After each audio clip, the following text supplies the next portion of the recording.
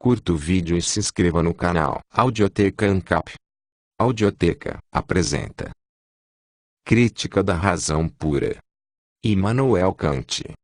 Livro 2º, Analítica dos Princípios.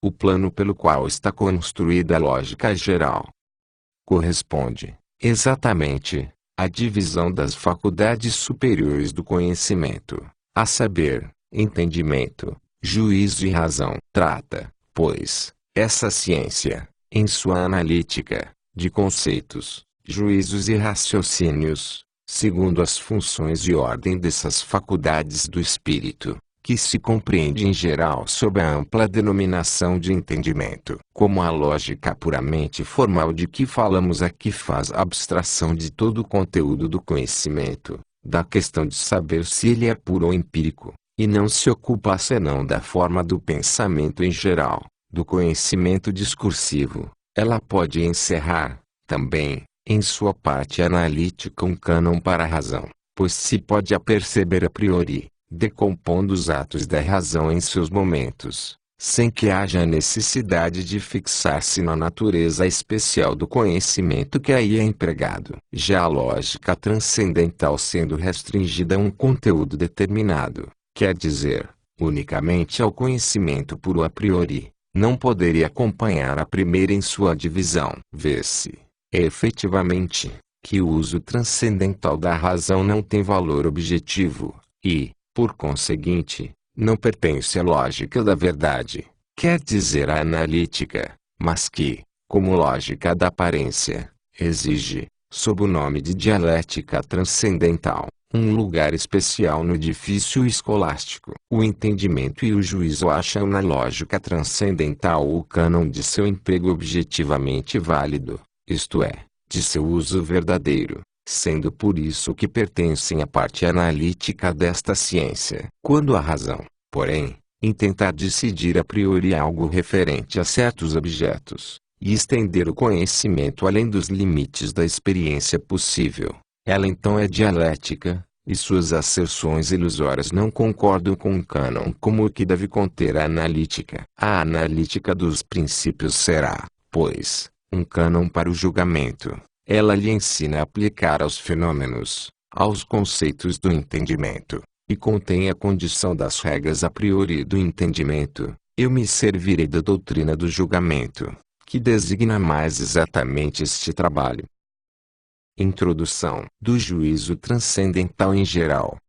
Definindo-se o entendimento em geral como a faculdade das regras, o juízo será a faculdade de subsumar sob regras, quer dizer, de determinar se uma coisa entra ou não sob uma regra dada casus datae legis. A lógica geral não contém preceitos para o juízo nem pode contê-los, porque, como faz abstração de todo o conteúdo do conhecimento, só lhe incumbe expor separadamente e por via de análise simples forma do conhecimento em conceitos, juízos e raciocínios, com que estabelece as regras formais de todo o uso do entendimento. E se quisesse mostrar, de um modo geral, como se subsumam estas regras, quer dizer, decidir se algo entra ou não, achar-se-ia que ela, por seu turno, só poderia atingi-la por meio de uma regra. Mas como esta regra, na qualidade de regra, exigiria uma nova instrução por parte do juízo,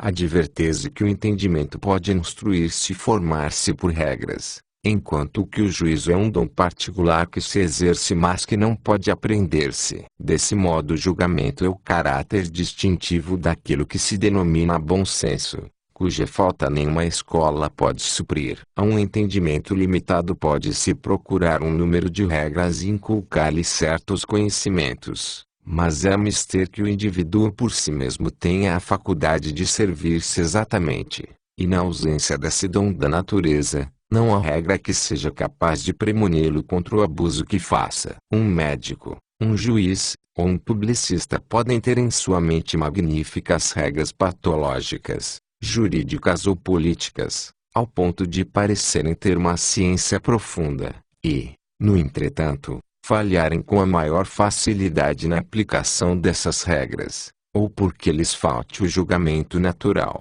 sem faltar-lhes por isso o entendimento, e que, Se eles veem bem o geral em abstracto, são incapazes de decidir se um caso está aí contido em concreto, seja porque não estão exercitados nesta espécie de julgamentos por exemplos e negócios reais. A grande utilidade dos exemplos, a única que se quer, é exercer o juízo, porque no tocante à exatidão e à precisão dos conhecimentos do entendimento eles são, sobretudo, funestos. É raro, com efeito, que preencham de um modo adequado a condição da regra, como casus interminis. Além disso, debilitam geralmente essa tensão necessária ao entendimento para perceber as regras em toda a sua generalidade independentemente das circunstâncias particulares da experiência, até o ponto que se acaba por tomar o costume de empregá-los antes como fórmulas do que como princípios. Venha a ser os exemplos para o juízo como a muleta para o inválido, de que não pode prescindir aquele que não tem essa faculdade natural. Mas com a lógica transcendental não sucede que não possa dar preceitos ao juízo como a lógica geral. Pelo contrário, parece que sua própria função é corrigir e assegurar o juízo mediante regras determinadas no uso do entendimento puro. E, realmente, se for dar extensão ao entendimento no campo do conhecimento puro a priori, parece que não só é inútil volver à filosofia, mas perigoso, porque apesar de tantas tentativas feitas se avançou pouquíssimo no terreno ou quase nada. Já a filosofia terá o seu valor quando a tomamos, não como doutrina, mas como crítica, que sirva para prevenir os passos falsos do juízo lapso-judicial, no uso do pouco número de conceitos puros intelectuais que possuímos. Neste caso, ainda que sua utilidade seja negativa, a filosofia se apresenta com toda a sua penetração e habilidade de exame. A filosofia transcendental tem a particularidade de, ao mesmo tempo que a regra, ou melhor dito, a condição geral das regras, que está dada no conceito puro do entendimento, poder também indicar a priori o caso em que a regra deve aplicar-se. A superioridade que tem por isto sobre todas as demais ciências instrutivas, exceto as matemáticas, estriba em tratar de conceitos que devem referir-se a priori aos seus objetos, e cujo valor objetivo, conseguintemente, não pode demonstrar-se a posteriori, mas ao mesmo tempo necessita expor por meio de signos gerais e suficientes as condições sob as quais possam dar-se objetos em harmonia com esses conceitos, os quais, de outro modo, não teriam conteúdo algum, e seriam, por conseguinte, puras formas lógicas e não conceitos puros do entendimento. Esta doutrina transcendental do juízo conterá, pois, 2 capítulos. O primeiro tratará da condição sensível com a qual é unicamente possível empregar os conceitos puros do entendimento, quer dizer, do esquematismo do entendimento puro, e o segundo, dos juízos sintéticos que saem a priori sob estas condições dos conceitos puros do entendimento e servem de fundamento a todos os demais conhecimentos a priori, quer dizer, de princípios do entendimento puro. Primeiro capítulo do esquematismo dos conceitos puros do entendimento. Em toda a subsunção de um objeto só num conceito, a representação do primeiro deve ser homogênea àquela do segundo, quer dizer, que o conceito deve encerrar aquilo que é contido no objeto que motivou a subsunção. Em verdade é isso que se entende quando se diz que um objeto está contido em um conceito. Assim, por exemplo, o conceito empírico de um prato tem qualquer coisa semelhante com o conceito puramente geométrico de um círculo, posto que a forma redonda que no primeiro se pensa, se concebe no segundo. Mas os conceitos puros do entendimento comparados com as intuições empíricas, ou sensíveis em geral, são por completo heterogêneas, dessemelhantes, e não se encontram jamais em intuição alguma. Como, pois, é possível a subsumação dessas intuições sobre esses conceitos, e, por conseguinte, a aplicação das categorias aos fenômenos,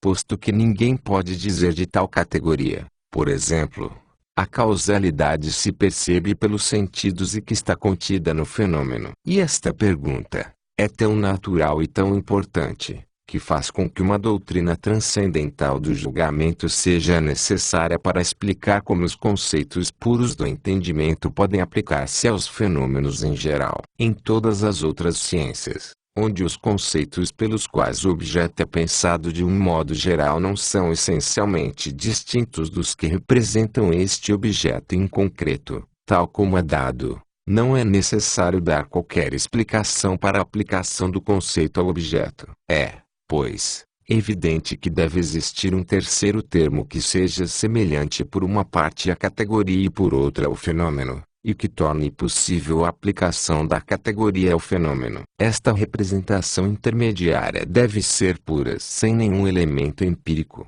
e, portanto, é preciso que ela seja de um lado intelectual, e do outro, sensível. Tal é o esquema transcendental. O conceito do entendimento contém a unidade sintética pura da diversidade em geral. O tempo, como condição formal das representações diversas dos sentidos internos, e, por conseguinte, de sua ligação, contém uma diversidade a priori na intuição pura. Ora, uma determinação transcendental do tempo é homogênea, semelhante à categoria, que faz a unidade, enquanto é universal e assenta sobre uma regra a priori. Mas, por outro lado, é homogênea ao fenômeno enquanto também o tempo está contido em todas as representações empíricas da diversidade. Será, pois, possível a aplicação da categoria aos fenômenos mediante a determinação transcendental do tempo, e esta determinação, por seu turno, torna possível a subsumação dos fenômenos à categoria como esquema dos conceitos do entendimento. Espero que ninguém duvidará já, depois do que ficou estabelecido na dedução das categorias, sobre a questão de saber se o uso destes conceitos puros do entendimento é simplesmente empírico ou se ele é transcendental, quer dizer, se eles não se relacionam a priori senão como fenômenos, como condição de uma experiência possível, ou se eles podem estender-se, como condição da possibilidade das coisas em geral, aos objetos em si, em ser restritos à nossa sensibilidade. Temos visto, com efeito, que os conceitos são impossíveis ou que carecem de sentido se um objeto não é dado, seja a esses conceitos mesmos, seja pelo menos aos elementos de que eles se compõem, e que, por conseguinte, eles não podem aplicar-se a coisas em si, sem considerar-se como elas podem nos ser dadas. Vimos que o único modo que existe para que os objetos nos sejam dados é por uma modificação de nossa sensibilidade. E, por último, temos visto também que os conceitos puros a priori devem conter a priori, além da função de entendimento na categoria, certas condições formais da sensibilidade, em especial do sentido interno. Condições estas as únicas que permitem a aplicação das categorias a um objeto qualquer. Chamaremos a esta condição formal e pura da sensibilidade, que limita em seu uso ao conceito do entendimento, o esquema desse conceito, e esquemas, o esquematismo do entendimento puro. Por si mesmo, o esquema não é sempre mais do que um produto da imaginação, mas como a síntese desta não tem por fim nenhuma intuição particular, senão, unicamente, a unidade na determinação da sensibilidade. É preciso não confundir o esquema com a imagem. Quando eu coloco 5 pontos seguidos, faço uma imagem do número 5. Pelo contrário, quando penso um número em geral, seja 5 ou 100, este pensamento é antes a representação de um método que serve para representar em uma imagem uma quantidade, por exemplo, 1000. De acordo com certo conceito que não é esta mesma imagem, o que, aliás, não seria muito difícil de fazer se quiserem percorrê-las com os olhos e compará-las com meu conceito. Pois bem, o que eu denomino esquema de um conceito é a representação de um processo geral da imaginação que serve para dar sua imagem a esse conceito. E, com efeito, nossos conceitos sensíveis puros não têm por fundamento imagens de objetos, mas esquemas. Não há imagem alguma de um triângulo que possa ser jamais adequada ao conceito de um triângulo em geral. Com efeito, nenhuma poderia atingir a generalidade do conceito, fazer com que aquele se aplique igualmente a todos os triângulos, retângulos, ângulos e polígonos, etc. Mas ela é sempre restrita a uma parte desta esfera. O esquema do triângulo não pode existir mais do que no pensamento. Isso significa uma regra da síntese da imaginação relativamente a certas figuras puras concebidas pelo pensamento puro. No espaço, um objeto da experiência ou uma imagem deste objeto atinge bem menos ainda o conceito empírico, mas aquele se relaciona sempre imediatamente ao esquema da imaginação como a uma regra que serve para determinar nossa intuição de acordo com um conceito geral. O conceito de cor, por exemplo, designa uma regra segundo a qual minha imaginação pode representar-se de um modo geral a figura de um quadrúpede, sem limitar-se a uma figura particular da experiência, nem a qualquer imagem possível que em concreto possa representar-me. Este esquematismo do entendimento, relativo aos fenômenos e à sua simples forma, é uma arte oculta nas profundidades da alma humana, bem difícil de conhecer em sua natureza e em seu segredo. Não podemos dizer mais que a imagem é um produto da faculdade empírica da imaginação criadora, e que o esquema dos conceitos sensíveis, como de figuras no espaço, é um produto e de certo modo um monograma da imaginação pura a priori, mediante o que e pela qual são só possíveis as imagens, e que essas imagens não se podem enlaçar ao conceito senão por meio do esquema que designam, se não estão nelas mesmas perfeitamente adequadas. O esquema de um conceito puro do entendimento é, pelo contrário, algo que não pode reduzir-se a nenhuma imagem. Não há mais do que a síntese pura operada conforme uma regra de unidade, de acordo com os conceitos em geral e expressa pela categoria. É um produto transcendental na imaginação, que consiste em determinar o sentido interno em geral, segundo as condições de sua forma, do tempo, em relação a todas as representações, enquanto devem unir-se a priori em um conceito de acordo com a unidade da percepção. Sem nos determos em uma seca e fastidiosa análise, daquelas que exigem em geral os esquemas transcendentais dos conceitos puros do entendimento, nós os exporemos muito melhor segundo a ordem das categorias em relação com elas. A imagem pura de todas as quantidades quanto para o sentido externo ao espaço, e a todos os objetos dos sentidos em geral, o tempo. Mas o esquema puro da quantidade quantitatis, como conceito do entendimento, é o número, que é uma representação que compreende a adição sucessiva de 1 a 1,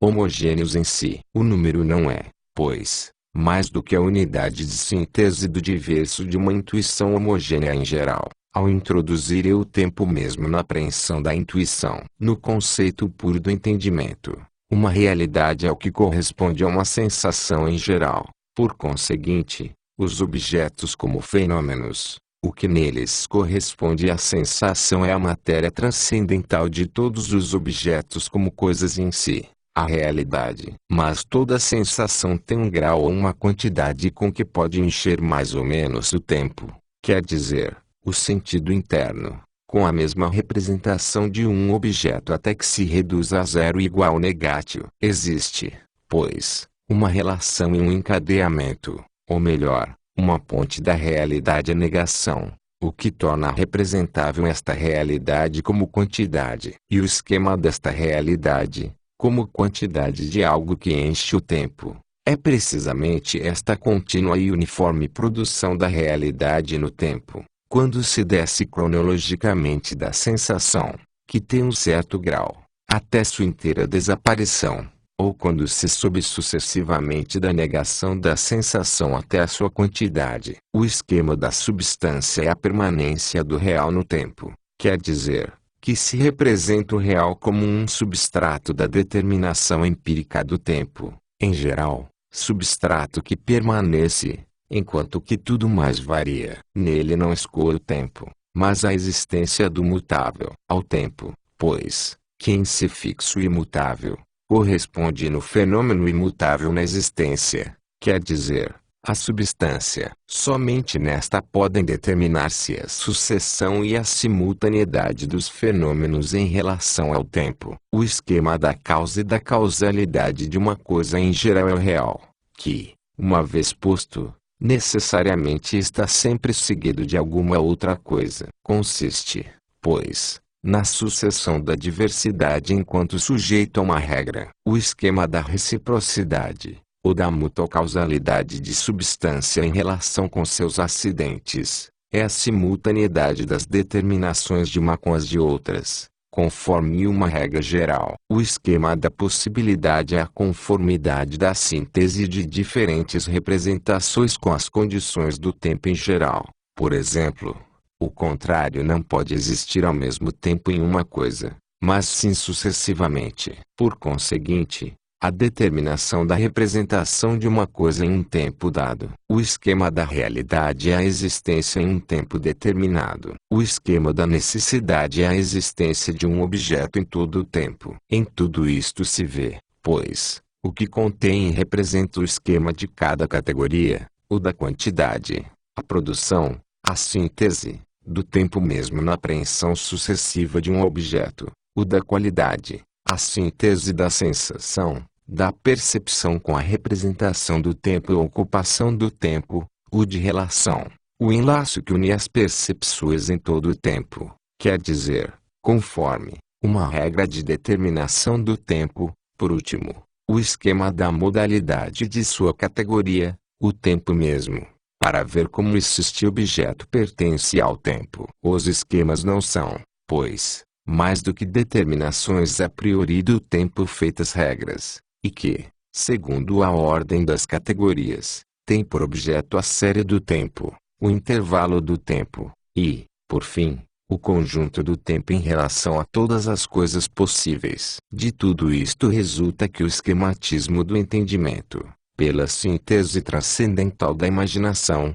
tende unicamente à unidade dos elementos diversos da intuição no sentido interno, e assim mesmo, ainda que indiretamente, à unidade da percepção, por ser função que corresponde ao sentido interno, à sua receptividade. Os esquemas dos conceitos puros do entendimento são, pois, as únicas e verdadeiras condições pelas quais podem estes conceitos pôr-se em relação com objetos e dar-lhes, por conseguinte, uma significação. De sorte que se vê que, em definitivo, as categorias só têm possível um uso empírico, porque unicamente servem para submeter os fenômenos às regras gerais da síntese por meio de princípios de uma unidade necessária a priori e por causa da união necessária de toda a consciência em uma só percepção primitiva, e tomar desse modo os fenômenos suscetíveis de uma ligação universal em uma experiência. Mas todos os nossos conhecimentos radicam neste conjunto de toda a experiência possível e a verdade transcendental que precede a empírica,